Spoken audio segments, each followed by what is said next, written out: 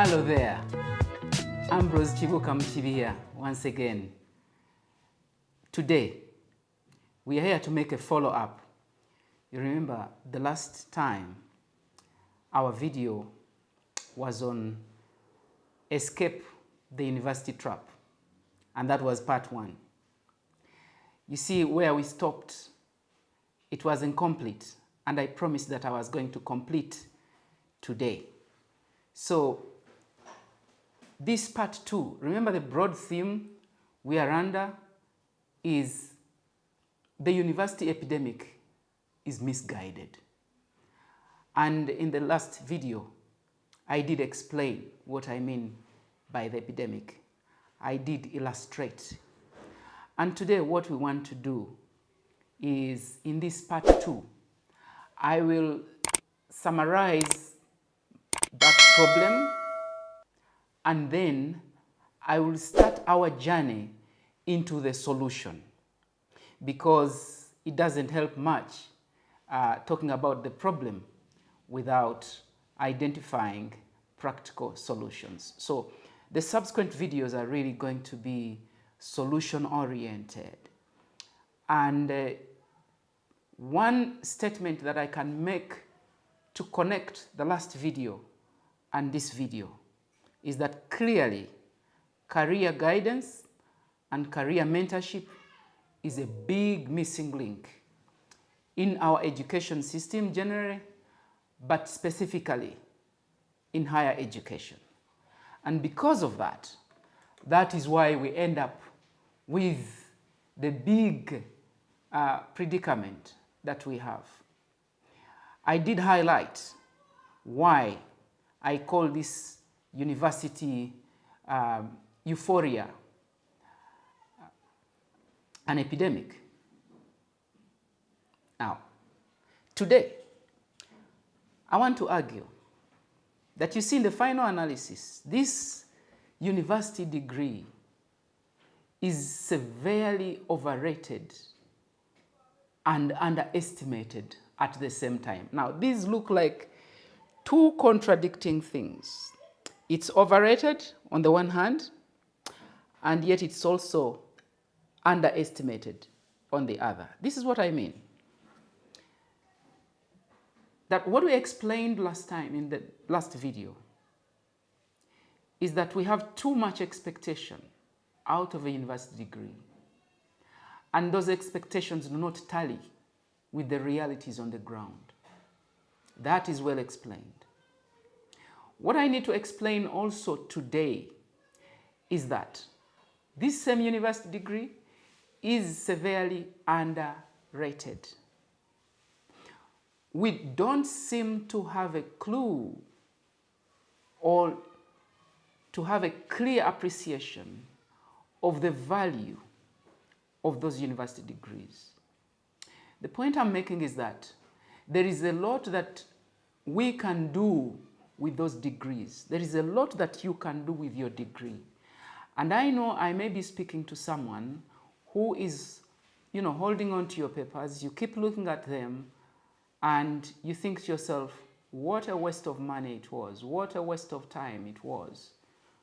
What a waste of my human energy it was. In fact, many times I hear people say, you see, those things I studied, they don't make sense. I've never used them. Maybe yes, maybe no. Because if you were to go into the details, how they have influenced your thinking and the way you interpret reality, even in those fields where you think you diverted completely, you might be surprised that what you learned in what you call irrelevant actually had impact on how your mind works and gives meaning or attaches meaning to the things you see around you.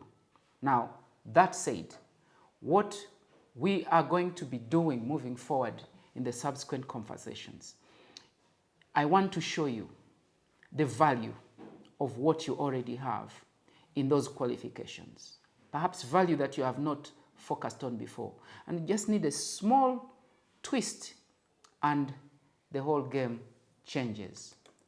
So I also want to conclude from last video that we have ended up with a predicament, a paradox, two types of paradoxes which are very intertwined. So the first paradox is the paradox of millions of jobless graduates on the one hand, in the midst of millions of undone jobs on the other hand. How do you reconcile that paradox? That if you look around us everywhere, there is work to be done. If there is garbage everywhere, if there are disputes everywhere, if there are organizations that still do not have technology working for them, if you have agriculture still in its rudimentary form, if you have the value chains in businesses not connected, well connected, if you have small and medium enterprises that are not taking advantage of the new media technologies to boost their businesses through advertising, through marketing, through sales, then for sure there are millions of undone jobs all around us. So how do you reconcile the fact of millions of jobless graduates and then millions of undone jobs? That's the first paradox. And then the second paradox, which of course derives from the first one, is the paradox of poverty amidst plenty. How do you reconcile the fact that Africa is unquestionably the most naturally gifted continent? How do you reconcile that fact with the fact of our economic, social, and cultural poverty as well? How do you reconcile that? And I want to argue that this last paradox of poverty amidst plenty derives from the first paradox of millions of jobless graduates amidst millions of undone jobs. Because theoretically, education promised us personal empowerment. It promised us community empowerment. It promised us community transformation. It promised us development. But why do these promises largely remain on paper? And I want to argue, largely, it has to do with that university epidemic. It has to do with the fact that the university degree is severely overrated and underestimated at the same time. And today, what I want to do is to embark on that journey of pulling out tools, mental tools, that can help you as an individual. You are a young person, you are still in school, you are transitioning from school to the world of work, you have already transited, you are not in school, but also you are not in employment, and you are not under any training whatsoever, so you are there. This is for you. And also, you could be a parent, a guardian, a sponsor who is stuck with the young people in your church. And yes, you could be a development worker or government official whose concern it is to figure out policies and programs that can help with boosting youth employment and youth employability. Again, this is for you. And I want to turn to that wonderful scripture. I love this scripture. And if you do not use the Bible as a spiritual tool, at least you can use this reference as an academic, as an intellectual reference. It doesn't spoil anything. And the scripture is Proverbs 4:23. And you know what it says? It says, above all else, guard your heart. Some versions call it mind. Guard your mind. For everything you do flows from it. Above all else. It's as if it's saying all the other things in the final analysis don't matter as much as this matters. That above all else, keep your heart with all vigilance, for from it flows the well springs of life. Meaning that our mind is key. And the question then is, what mind has created, or mindset has created your state now? You have a degree, you've been jobless for long. You are a parent, you are a guardian, you're a government official, development worker, you are stuck with young people, year in, year out. Governments across the continent are stuck with millions of jobless graduates, not to mention the other jobless youth. So the question to begin with now is, so what mindset has created that? And what mindset do we need to adopt in order to get out of it? Now, I want to read for you a synopsis to my book, just the first paragraph on the synopsis to my book, After University, What Next? And I say, this is a young people's century. Given the new social order and the unstoppable breakthroughs in science and technology, no graduate youth should go without a decently rewarding job. The technological revolution of the 21st century has inspired radical social change that is rapidly putting unprecedented power in the hands of young people. Portraits of young people like Mark Zuckerberg, then Edward Kazire, our very own in Uganda here, Amos Wekesa, very well known to many of you, Fred Swanika, and William Kamkwamba, just to mention a few. They remind us that today, youth are capable of accomplishing what previously used to be a preserve of highly qualified and well-placed adults of advanced age. Ideally, educated youth have enormous opportunities and possibilities at their disposal to create good jobs, build exceptionally productive careers, and champion the desperately needed social transformation. But unfortunately, they have been miseducated and socialized into a disempowering state of being, resulting into a widespread crisis of youth unemployment.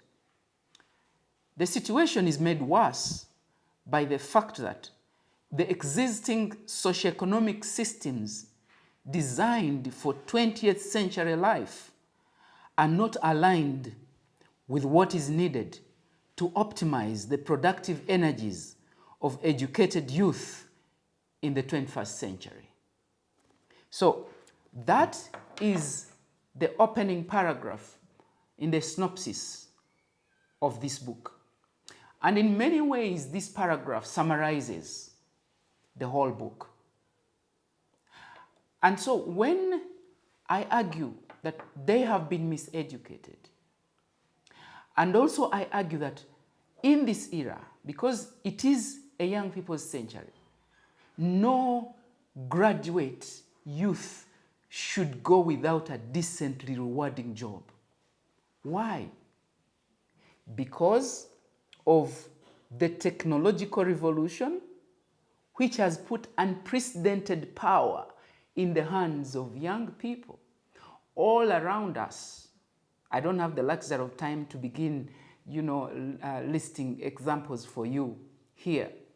But we have seen young people making breakthroughs, what you would call overnight breakthroughs. Young people inventing technologies that previously could only be invented by sophisticated scholars, professors of advanced age. We have seen the young Ugandans who created the Matibabu, that app that diagnoses malaria without having to use take blood samples from you. We saw the young guys at Makerere University who created the smart jacket that in a flash diagnoses pneumonia and distinguishes it from malaria, and so on and so forth. Why? Because of the technological revolution that has put unprecedented power in the hands of young people. So the question then becomes, why the millions of jobless graduates? And I'm pinning it down to miseducation. And the good news is that I'm not here to lament. If you are looking for the lamentations, they are all over the shelves of universities and in the presentations of professors. We've heard them. And what we are interested in now is the practical solutions. And I'm glad that I speak with evidence that if we help young people to see what they could not see previously in terms of opportunities, and also help them to build the capacity to seize those opportunities, or even to create opportunities where they do not exist, then that automatically cancels the problem. So this problem of miseducation is largely because when we go to school, what has been instilled in our mind is that we go to pursue a qualification with the hope and expectation that someone out there will become interested in us by virtue of our qualification. Just that. So we hope. But like they say, hope is not a strategy. Hope is hope. And what we have seen in reality is that hope can be false hope. Because maybe it will take you months and years without finding someone really interested in hiring you simply because of your qualifications. And where does this all begin? It begins with us having no clue why and what exactly we should be studying when we go to university or any other tertiary institution. So, if I were to ask you, you would tell me one of the reasons I'm going to highlight are the reasons, or is the reason why you enrolled for your course. It could be one, because it's available. Two, it could be because you qualified for it, because you academically performed well and qualified for it. It could be because it's high sounding. Yeah, when people know that, that's what you studied, yeah, it gives you clout. It could be because it is what is best known to your family and to yourself. Or it could be because it's what you can afford. Or maybe because it will give you a respectable status or image in society. Or because it is historically associated with prosperity, that, people who studied that course, well, they become prosperous. And finally, because it will earn you a degree or a diploma, you know, and people respect people who hold a degree or a diploma. So one of those reasons is most likely to be the reasons why you enrolled for this program.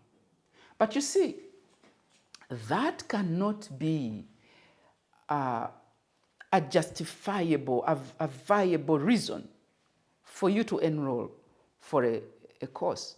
Because you see, the money you are going to spend, the time you are going to put in, and your human energies, all of this should be an investment.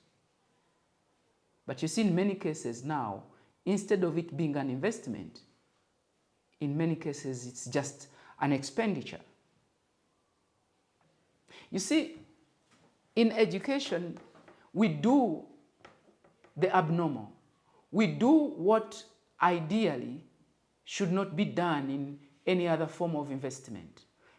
Because if education is really an investment and you are investing money and time and energy into this thing, then it should have return on investment. And that return on investment should not be by chance. It should not be by hope. It should be by strategy. And so what I want to introduce you to today is what I have called the value chain approach to career strategy.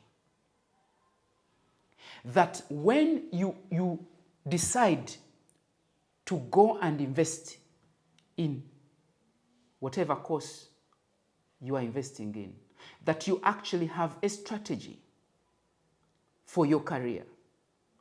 And that strategy has to be informed by your understanding of the value chain of things.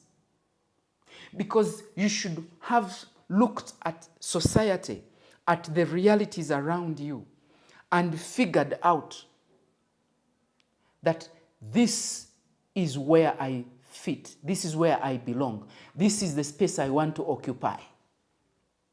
And then now you work backwards by asking yourself, so how do I get to position myself and occupy that space? But you see, even that is not a decision that you can just make overnight.